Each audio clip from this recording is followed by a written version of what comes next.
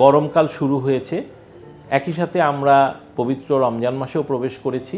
মনে রাখতে হবে যে এই ঋতু পরিবর্তনের জন্য কিন্তু নানা রকমের সংক্রামক ব্যাধি, সর্দি, হাঁচি, কাশি এগুলো বাড়তে পারে। এ ব্যাপারে আমাদের সাবধানতা নিতে হবে। রোজার মাসে কিন্তু বাজার সওদা করার জন্য একটা বিরাট ভিড়ভাট্টা থাকে, মানুষের একটা সমাগম থাকে, সেই ব্যাপারেও সাবধান থাকতে হবে যাতে সেখানে গিয়ে আমরা কোনোভাবে সংক্রমণের মুখোমুখি না হই। আমরা যেন মাস্ক ব্যবহার করি, যে অভ্যাসটি আমরা করোনার সময় এনেছিলাম সেটিকে যেন আমরা ধরে রাখি, যেখানে সেখানে কফ থুতু না ফেলি। এই সময়টা অনেক সময় স্কুল কলেজ বন্ধ থাকে, ছোট ছোট শিশুরা তারা অনেক দৌড়াদৌড়ি ছুটোছুটি করেন, তাদের ব্যাপারে খেয়াল রাখতে হবে। তরুণ কিশোর যারা রোজা রাখছেন তারা অতিরিক্ত দৌড়াদৌড়ি হইচইয়ের মধ্যে থেকে, গরমে থেকে যেন ডিহাইড্রেশনে না পড়েন, পানি শূন্যতায় না পড়েন, সেই ব্যাপারে সাবধান থাকতে হবে।